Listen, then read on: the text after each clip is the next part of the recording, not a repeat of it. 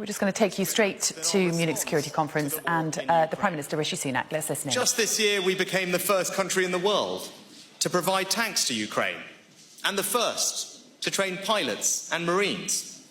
We gave £2.3 billion last year, and we will match or exceed that in 2023. Now, other allies can tell a similar story, and our collective efforts are making a difference. But with every day that passes, Russian forces inflict yet more pain and suffering. Now, the only way to change that is for Ukraine to win.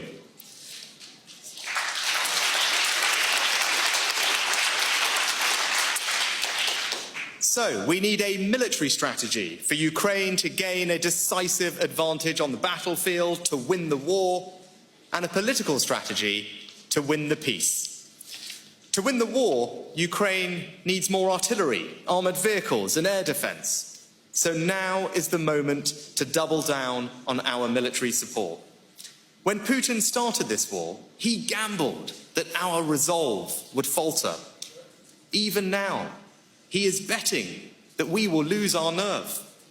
But we proved him wrong then, and we will prove him wrong now. Together, we're delivering as much equipment in the next few months as in the whole of 2022. And together, we must help Ukraine to shield its cities from Russian bombs and Iranian drones. And that's why the United Kingdom will be the first country to provide Ukraine with longer-range weapons.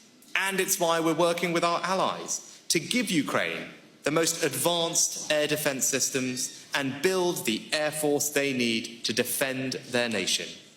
Now, of course, the United Kingdom stands ready to help any country provide planes that Ukraine can use today.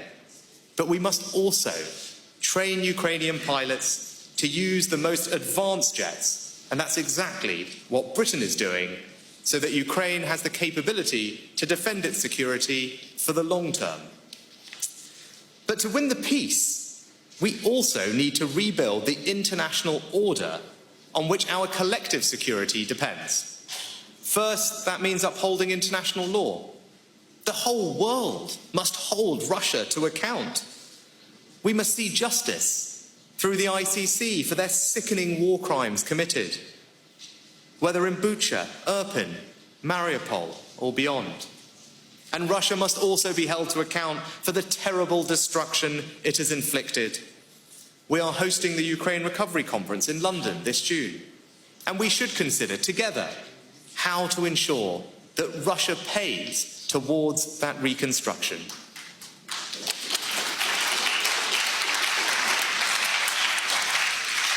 Now, second, the treaties and agreements of the post-Cold War era have failed Ukraine. So we need a new framework for its long-term security. From human rights to reckless nuclear threats, from Georgia to Moldova, Russia has committed violation after violation against countries outside the collective security of NATO. And the international community's response has not been strong enough. As Jens Stoltenberg has said, Ukraine will become a member of NATO. But until that happens, we need to do more to bolster Ukraine's long-term security. We must give them the advanced NATO standard capabilities that they need for the future, and we must demonstrate that we'll remain by their side, willing and able to help them defend their country again and again. Ukraine needs and deserves assurances of that support. So ahead of the NATO summit in Vilnius, we will bring together our friends and allies to begin building those long-term assurances. And our aim should be to forge a new charter in Vilnius to help protect Ukraine from future Russian aggression. Now, let me conclude with one final thought. What's at stake in this war is even greater than the security and sovereignty of one nation. It's about the security and sovereignty of every nation. Because Russia's invasion, its abhorrent war crimes and irresponsible nuclear rhetoric are symptomatic of a broader threat to everything we believe in. From the skies over North America to the suffering on the streets of Tehran, some would destabilise the order that has preserved peace and stability for 80 years.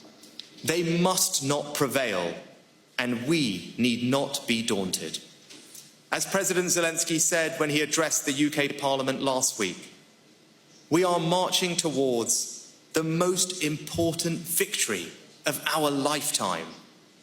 It will be a victory over the very idea of war, and we could have no greater purpose than to prove him right. Thank you.